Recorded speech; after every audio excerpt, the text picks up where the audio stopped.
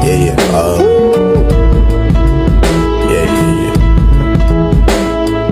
That's the way every day goes. Every time we've no control.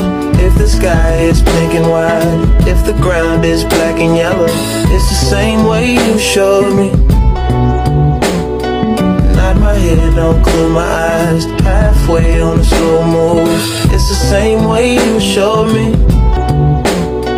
Nod my head, don't close my eyes. Halfway on a slow move. It's the Hai teman. Nah teman-teman pernah nggak nih teman-teman di rumah nih buat mie instan? Pasti pernah ya kan? Nah apa teman-teman lakukan pertama? Pasti kita mainkan kompor, terus kita masukkan air nih ke dalam panci nih. Terus kalau udah airnya mendidih kita masukkan minyak. Terus kalau udah masukin minyak, terus kita masukin bumbunya. Kalau udah matang baru kita sajiin. Nah teman-teman tahu nggak langkah-langkah yang teman-teman lakuin tadi itu termasuk apa? Termasuk ke algoritma. Nah apa sih algoritma itu? Nah teman-teman secara sederhananya algoritma itu yaitu langkah-langkah sistematis untuk menyelesaikan suatu masalah. Nah teman-teman dalam algoritma ini terbagi ke dalam beberapa bentuk nih penyajiannya. Yang pertama ada yang namanya algoritma narasi. Apa sih algoritma narasi itu? Nah, algoritma narasi adalah algoritma yang ditulis menggunakan bahasa yang mudah dipahami oleh manusia. Nah, dimana contohnya kayak gini nih. Kita mau menampilkan luas persegi panjang. Nah, apa yang kita lakukan pertama? Yang pertama, kita tulis kata mulai. Yang selanjutnya, kita tulis kata masukkan nilai panjangnya. Yang ketiga, kita masukkan nilai lebarnya. Terus, yang keempat, kita hitungnya menggunakan rumus panjang kali lebar. Yang selanjutnya, kita tampilkan luasnya. Dan terakhir, kita tulis kata selesai. Nah, dari cara-cara tersebut, teman-teman udah tahu kan kenapa disebut algoritma narasi? Ya, karena dia ditulis menggunakan kalimat. Nah, selanjutnya ada yang namanya flowchart. Nah, teman-teman, kenapa sih kita perlu menggunakan flowchart ini? Perlu teman-teman ketahui nih, kalau misalnya nanti nih kita dikasih tugas yang banyak banget, terus itu dalam programnya tuh ada banyak cabang gitu kan, nggak mungkin kan kita nampilinnya dalam bahasa kalau menggunakan kalimat kan dia bakal lebih panjang banget. Nah, kalau panjang itu pasti kita rumit kan. Nah, itulah gunanya flowchart di sini, yaitu untuk mempermudah kita dengan memvisualisasikannya menggunakan simbol-simbol. Nah, teman-teman perlu ketahui nih, ada beberapa simbol di dalam flowchart nih yang biasanya digunakan dalam pemrograman. Yang pertama tuh ada dalam bentuknya opal. Nah, apa sih kegunaan dari opal ini dalam flowchartnya? Nah, bentuk opal ini berguna untuk kita melakukan memulai atau kita menutup. Dimana kita mulai dengan start, kita tutup dengan end. Nah, selanjutnya ada bentuknya persegi panjang. Nah, apa sih gunanya persegi panjang ini? Persegi panjang itu untuk kita melihat proses atau gimana sih jalannya suatu pemrograman tersebut. Nah, yang ketiga ada bentuknya jajar genjang. Apa sih gunanya jajar genjang ini dalam flowchart? Nah, jajar genjang ini biasanya digunakan untuk kita untuk input atau output atau kita menampilkan sebuah data. Nah, juga ada bentuknya belah ketupat. Apa sih gunanya belah ketupat ini? Nah, belah ketupat biasanya kita gunain untuk pengambilan keputusan setelah kita tahu nih hasilnya. Nah, selanjutnya ada tanda panah. Nah, biasanya di flowchart tuh ada yang namanya tanda panah. Apa sih gunanya tanda panah? Tanda panah kan menunjukkan gimana sih alurnya kita bekerja gitu menggunakan flowchart. Bisa teman-teman bayangin kalau kita tidak menggunakan tanda panah, kita nggak tahu nih gimana alur yang kita gunakan. Nah, yang terakhir ada yang namanya pseudocode. Nah, apa sih pseudocode itu? Nah, pseudocode yaitu algoritma yang ditulis dengan bahasanya tuh mirip pemrograman, tapi itu nggak terikat sama bahasa pemrograman tertentu. Nah, itu uniknya dari pseudocode. Contohnya juga nih kita pengen nampilinnya sama kayak tadi, menampilkan luas persegi panjang. Nah, kita gunain yang pertama kita mulai juga sama, terus kita input panjangnya, terus input lebarnya, terus kita luasnya panjang kali lebar dengan ada tanda panah di sini menunjuk ke luasnya, terus kita masukin rumusnya panjang kali lebar. Nah, terus yang terakhir ada kita tutup dengan selesai. Nah, teman-teman, itulah tadi bentuk-bentuk dari algoritma. Setelah kita tahu nih algoritmanya, nah selanjutnya kita masukin ke dalam program, teman-teman. Nah, salah satu struktur yang paling sering digunakan adalah perulangan atau loop. Apa sih perulangan atau loop itu? Perulangan atau loop itu adalah instruksi yang digunakan untuk menjalankan suatu perintah secara berulang-ulang selama kondisi tertentu masih terpenuhi. Nah, di dalam perulangan ini ada 4 bagian penting. Yang pertama ada inisialisasi, di mana kita menentukan nilai awalnya, teman-teman. Terus yang kedua ada namanya kondisi perulangan, di mana kita menentukan syarat pengulangan pengulangan tuh berjalan sampai kapan teman-teman. Misalnya kita pengen jangan lewat dari 5, misalnya kita buat berarti kurang dari sama dengan 5. Nah yang ketiga ada namanya body perulangan, dimana kita perintahnya kita melakukan perintah berulang, dimana kita menampilkan angka ke layar teman-teman. Nah yang terakhir ada namanya terminasi. Nah dimana terminasi ini digunakan untuk proses tuh mengubah proses nilai yang terus berubah-ubah sehingga kondisinya tuh tidak terpenuhi dan perulangan pun berhenti. Nah selanjutnya ada 2 jenis nih di dalam perulangan. Yang pertama ada counted log, dimana counted log ini kita udah tahu nih pengulangannya itu mau berapa kali gitu. Misalnya kita maunya 10 kali, udah berarti 10 kali dimintanya. Nah itu kita biasanya digunain di for. Nah yang kedua ada namanya uncounted log. Nah biasanya ini digunakan di while do dan juga repeat until, dimana pengulangannya itu diulang tergantung pada kondisi tertentu, karena kita nggak tahu nih dia bakal diulang sampai kapan gitu. Nah selanjutnya kita masuk ke dalam pembahasan tentang for, while do dan juga repeat until. Teman, sekarang kita masuk ke struktur pengulangan for. Nah, apa sih pengulangan for itu? Nah, pengulangan for ini merupakan struktur pengulangan yang digunakan ketika jumlah pengulangannya sudah diketahui sejak awal. Nah, jadi kita sudah tahu nih berapa kali kita mengulang suatu perintah yang akan dijalankan. Untuk teman-teman, biar supaya lebih memahami tentang pengulangan for, maka kita akan masuk ke penerapan kasus dalam for. Nah, di mana di sini disajikan kasusnya, teman-teman bisa baca. Nah, di sini kasus ini bisa kita selesaikan menggunakan algoritma yang sudah dijelaskan tadi. Nah, yang pertama itu algoritma narasi. Yang pertama kita lakukan dengan mulai. Lalu tentukan nilai awal penjumlahan, yaitu jumlah sama dengan 0. Yang kedua itu tentukan batas akhir penjumlahan, yaitu dari 1 sampai 10. Selanjutnya itu lakukan pengulangan dari I sama dengan 1 sampai I sama dengan 10. Selanjutnya, pada setiap pengulangan, tambahkan nilai I ke dalam variabel jumlah. Selanjutnya itu, setelah pengulangan selesai, maka seluruh bilangan dari 1 sampai 10 tadi telah dijumlahkan. Selanjutnya itu, tampilkan hasil akhir dari jumlah sebagai deret. Dan yang terakhir itu selesai. Kita lebih memahami algoritma ini bisa kita visualisasikan dalam bentuk flowchart. Nah, teman-teman bisa lihat gambar di samping sini. Nah, di mana di gambar ini itu kan ada visualnya itu kan start. Nah, di start ini baru kita masukkan dari panah ini kita masukkan variabelnya I sama dengan 1 dan total itu sama dengan 0. Nah, lalu lanjutkan ke kondisi. Di kondisi sini itu kita mengecek apakah I itu nilainya sesuai dengan kondisi, apakah itu kecil dari sama dengan 10. Nah, kalau tidak, kalau salah, berarti kita akan langsung selesai. Tapi jika benar, maka akan lanjut tampilkan I, dan selanjutnya itu I ditambah 1, maka kita cek lagi kondisi yang I kecil dari sama dengan 10 tadi. Nah, jika benar lagi, maka kita akan mengulangi perulangan itu sampai nilai yang I ini sesuai dengan kondisinya. Jika nilainya sudah sesuai dengan kondisi dan nilainya itu salah, maka pengulangan akan berhenti. Nah, ini bisa diterapkan dalam Siodoko teman-teman. Bisa teman-teman lihat Siodoko yang telah ditampilkan ini. Nah, di sini itu ada deklarasi. Di situ kita akan input nilai variabel yaitu I, total, dan juga yang bertipe integer. Lalu di situ ada total sama dengan 0. Lalu di dalam pengulangan ini terdapat perintah for I 1 to 10 do. Nah, di mana ini berarti pengulangan akan dimulai dari 1 hingga 10. Lalu ada total ditambah I. Selanjutnya ketika kita sudah selesai melakukan input nilainya, itu akan selesai menghasilkan data total yang kita inginkan atau yang kita harapkan. Oke teman-teman, setelah kita mempelajari algoritma tadi, nah kita tahu bahwa algoritma itu bisa kita terjemahkan ke dalam bahasa pemrograman Pascal. Nah, ayo kita sama-sama melakukan implementasi algoritma tersebut ke dalam bahasa Pascalnya. Nah, di sini itu pertama itu kita harus membuat judul programnya. Kita ketik program dengan judul deret underscore aritmatika titik koma enter uses jrt titik koma enter, masukkan var nilai variabelnya yaitu I, total dengan tipe datanya itu integer titik koma enter, begin enter, titik clear screen titik koma enter, total titik 2 sama dengan 6 0, titik koma, enter, masukkan for I, titik 2 sama dengan 1, tu, 10, do. Enter lagi, begin. Enter, kita ketik total, titik 2 sama dengan total ditambah I, titik koma, enter, kita ketik N, titik koma, enter lagi, right line,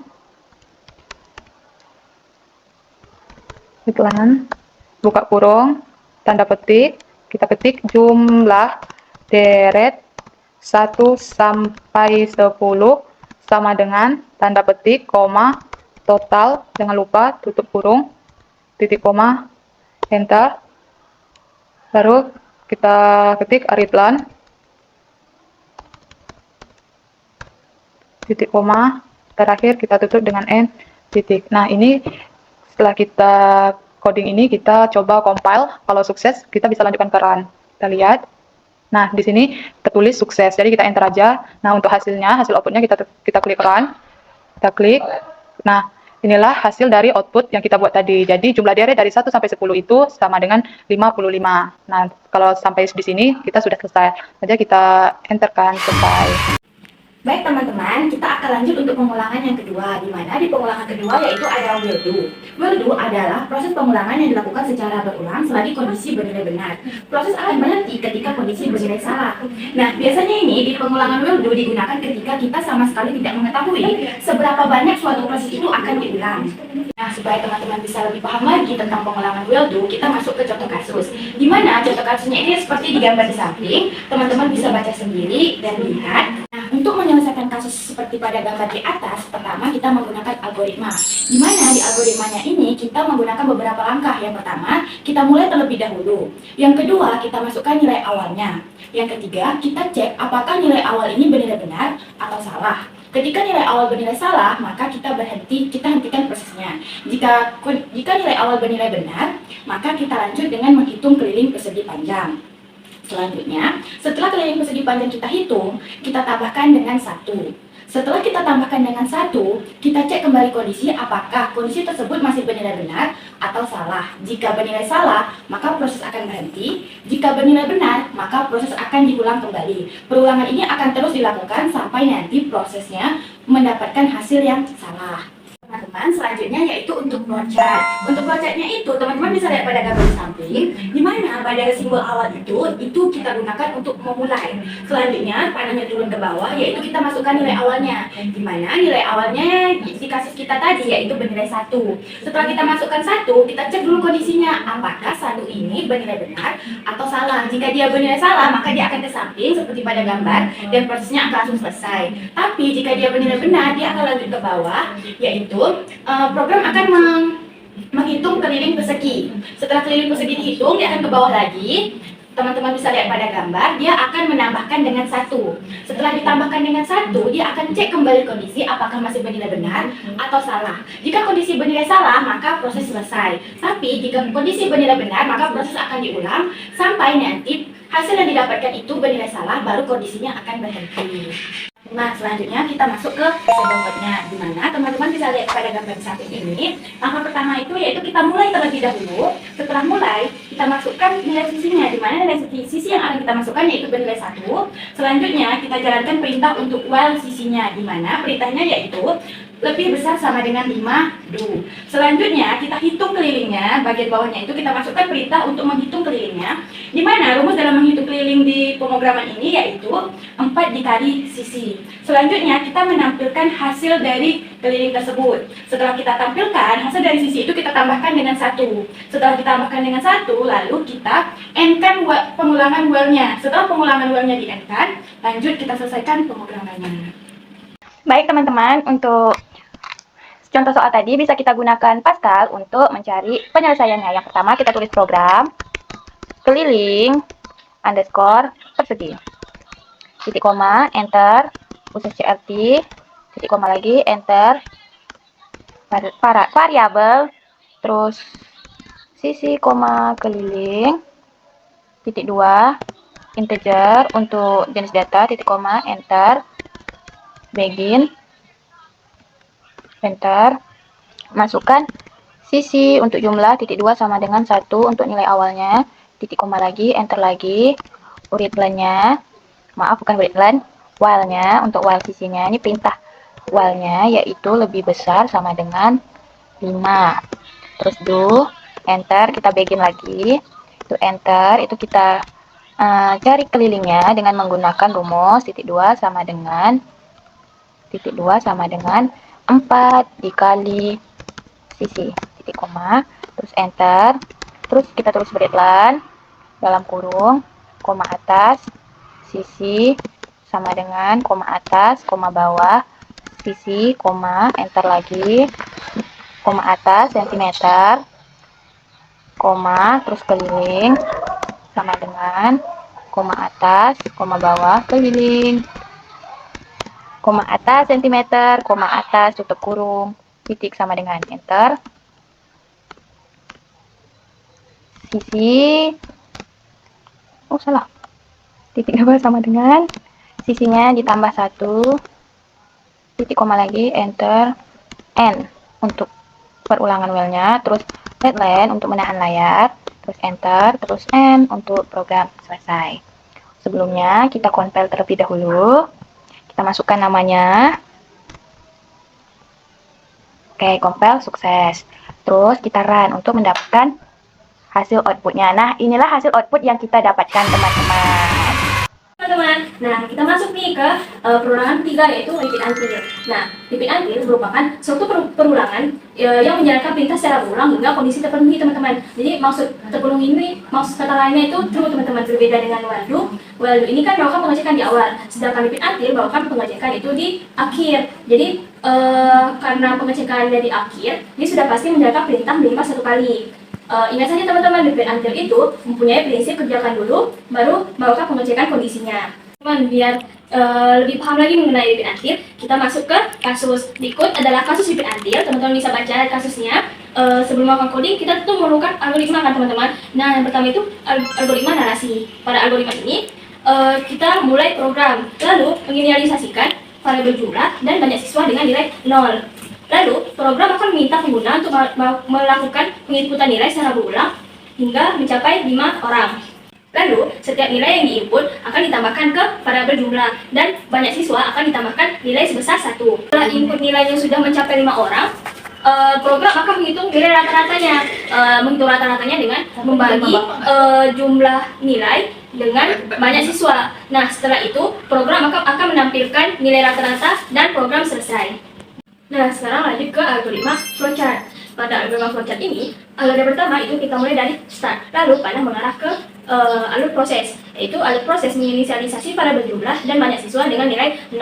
Lalu, pengguna akan dimintai untuk masukkan nilai siswa. Setelah nilai dimasukkan, program akan menambahkan nilai tersebut ke variabel jumlah, sedangkan banyak siswa akan ditambahkan nilai sebesar 1. Lalu, alur akan lanjut ke proses pengecekan apakah nilai yang diinput sudah mencapai 5 siswa.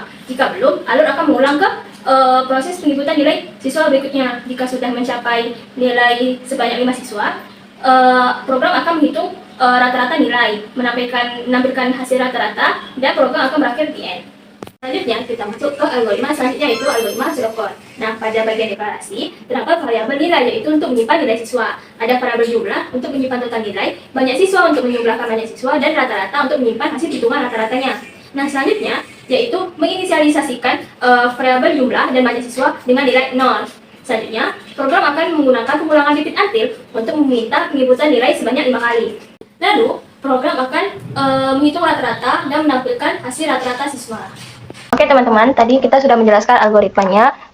Sekarang kita akan masukkan ke bahasa Pascal, atau bahasa lainnya kita akan melakukan codingan kasus tersebut. Yang pertama-tama kita menamakan programnya, itu program rata 5 siswa. Lalu kita melakukan titik 2, enter. Selanjutnya itu uses CRT. Jangan lupa teman-teman titik 2 lagi, enter. Lalu kita masukkan nilai variabelnya, enter. Nilai jumlah banyak siswa, jangan lupa untuk underscore siswa titik 2 dengan tipe integer titik 2. Lalu rata-rata underscore titik 2 dengan tipe real. Lalu enter, begin titik 2, clear screen, jumlah, yaitu 0.2 banyak siswa, itu juga sama, kita inisialisasinya itu 0.2. Kita menggunakan pengulangan repeat until. Yang pertama, repeat, enter, banyak siswa, titik 2 sama dengan banyak siswa ditambah 1.2. Lalu enter, write, buka kurung, petik, masukkan nilai siswa ke, petik lagi, koma, banyak siswa, koma, spasi, petik, titik 2, spasi lagi, petik, tutup kurung, titik 2, enter. Headline, buka kurung, nilai, tutup kurung, titik 2, enter. Lalu jumlah, titik 2 sama dengan jumlah ditambahkan dengan nilai, titik 2, enter, until, banyak siswa sama dengan 5.2. Lalu rata-rata, titik 2 sama dengan jumlah dibagi dengan kita menggunakan garis miring, banyak siswa, titik koma, enter, right line, buka kurung, petik, rata-rata, nilai sama dengan petik, koma, rata-rata, titik 2, 0.22. Kita menggunakan 2, 0 di belakang koma, tutup kurung, titik 2, enter, return, titik koma, enter, end. Sebelum run kita coba untuk compile dulu. Kita save dengan kasus repeat until. Jangan lupa untuk titik pas. Oke, sukses. Kita coba run. Nah, ini output hasil codingan kita tadi. Karena kita kasus dengan menggunakan rata-rata 5 siswa, kita misalkan siswa pertama kita masukkan dengan nilai 80, siswa kedua kita misalkan dengan nilai 75, yang siswa ketiga 90, siswa keempat 65, dan siswa kelima itu 86. Lalu kita enterkan untuk menghasilkan nilai rata-ratanya. Nah, jadi hasil output nilai 5 siswa ini 79.20. Sekian output dari codingan saya. Terima kasih.